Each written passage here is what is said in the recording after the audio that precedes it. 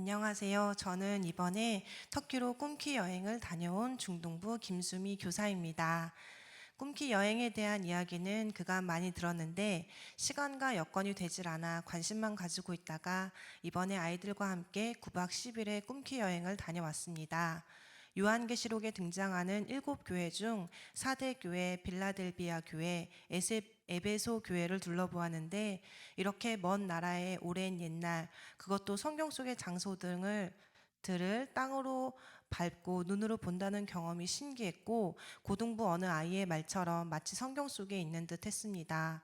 교회들을 둘러볼 뿐 아니라 함께 모여 성경 말씀을 찾아 읽고 찬양을 부르고 손을 잡고 다 같이 기도도 하였습니다.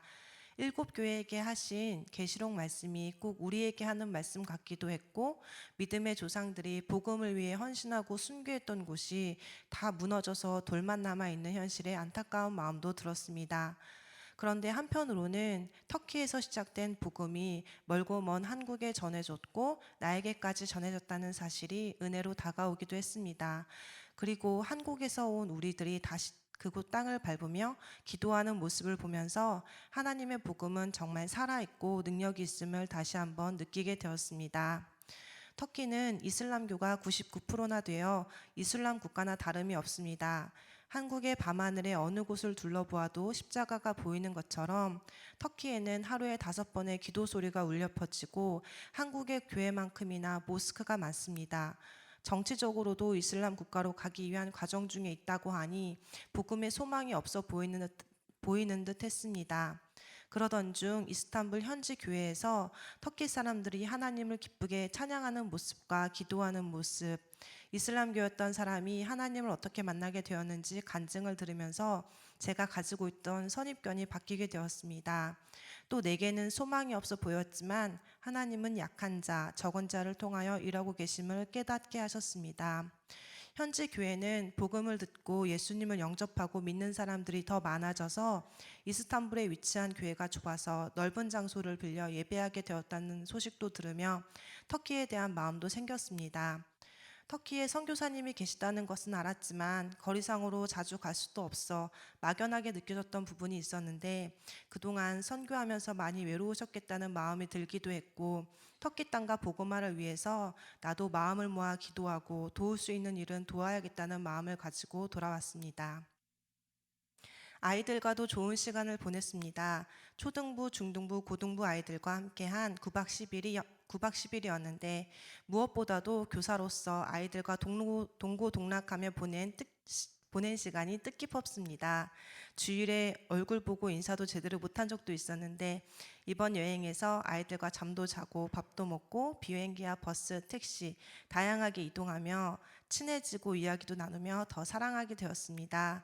선생님들끼리 모여 이야기할 때도 아이들이 너무 사랑스럽다, 오늘은 어떤 아이가 이렇게 말하고 행동했다, 너무 귀엽다 등등 아이들의 이야기로 시간 가는 줄 모를 정도였습니다. 꿈키 여행은 아이들의 꿈을 키우는 여행이기도 하지만 교사에게는 아이들과 함께 시간을 보내며 더 사랑하는 계기가 되기도 합니다. 올해가 8번째로 알고 있는데 교회와 교육부서에서 매년 진행하는데 단순히 아이들을 돌보기 위함이 아닌 교사와 아이들과의 관계를 위해서도 필요한 꿈키 여행이었음을 절감하였습니다. 저는 이번 꿈키 여행에서 많은 은혜를 입었습니다. 저뿐 아니라 꿈키 여행이 앞으로도 지속되어 현지 선교사님에게는 힘이 되어주고 아이들과 교사들에게는 견문을 넓히고 신앙을 성장시키는 좋은 기회가 되길 소망합니다. 감사합니다.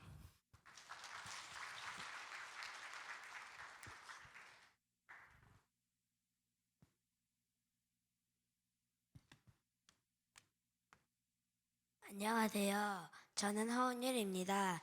저는 오늘 꿈키 여행에서 하나님이 느끼게 해주시고 알게 하신 순간을 여러분과 나누려고 합니다.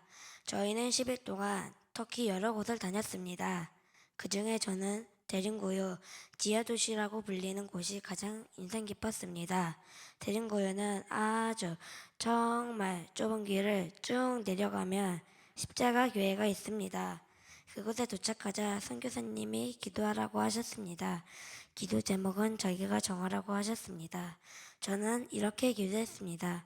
아니, 믿음의 조상들을 왜 20층의 깊이까지 내려가 살게 하셨나요?